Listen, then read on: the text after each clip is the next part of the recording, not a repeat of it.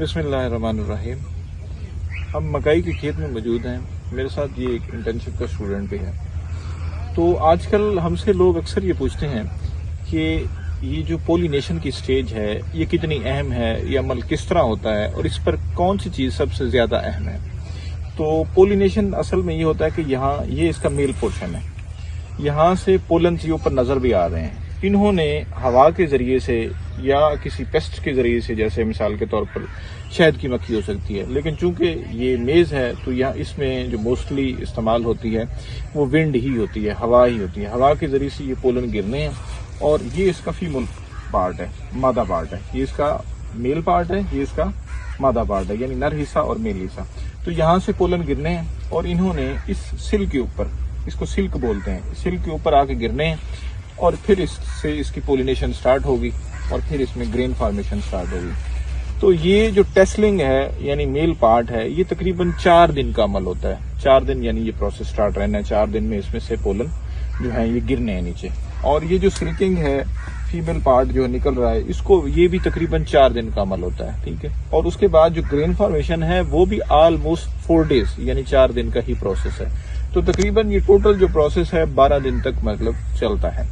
अच्छा, ये चूंकि इस पर जो सबसे ज्यादा इसको मुतासर कर रही होती है वो टेम्परेचर होता है, ठीक है। अगर मौसम नॉर्मल है यानी 25-28 इस रेंज में टेम्परेचर है, 30 की रेंज में टेम्परेचर है तो जबरदस्त है।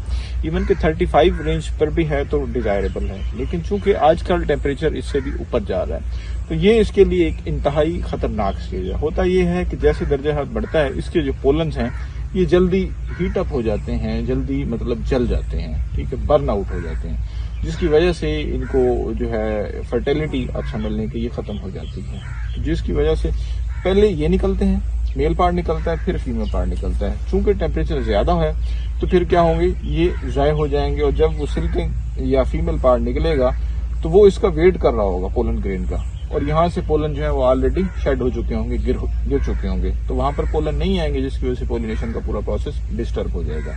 हमने क्या करना है इस स्टेज पे हमने करना ये होता है कि इसको जमीन को आप मुसलसल वत्तर की हालत में रखें। जब इसे वत्तर की हालत में रखते हैं थोड़ा सा इसको कूलिंग इफेक्ट आता है, थोड़ी सी से ठंडक महसूस होती है, तो ये जो पोलन्स हैं थोड़ा ज्यादा टाइम के लिए वायबल रहते हैं, ठीक है। तो इस तरह आप पानी लगाने से, वत्तर की हालत में रखने से इसके 2 से 3 दिन जो है मजीद पोलन्स को वायबल रख सकते हैं। जितनी देर पोलन वायबल रहेंगे उतनी देर पोलिनेशन जो है वो जारी रहेगी और उससे आपकी जो ग्रेन फॉर्मेशन है उतनी इफेक्टिव होगी, उतनी जानदार होगी, उतनी जबरदस्त होगी। इस स्टेज पे आमतौर पर जो न्यूट्रिशन है उसका एक्स्ट्रा न्यूट्रिशन जो है पोलिनेशन के बाद, या पोलिनेशन की स्टेज पे ऑलमोस्ट उसका किरदार एंड हो जाता है, ठीक है। लिहाजा एक्स्ट्रा पैसे इस स्टेज पे लगाने का कोई फायदा नहीं है। इस स्टेज पे आप सिर्फ जो इरिगेशन है, जो पानी का आपका शेड्यूल है उसको मैनेज करें तो आप फसल की अच्छी पोलिनेशन करा सकते हैं और अच्छी ग्रेन फॉर्मेशन करा सकते हैं। Thank you.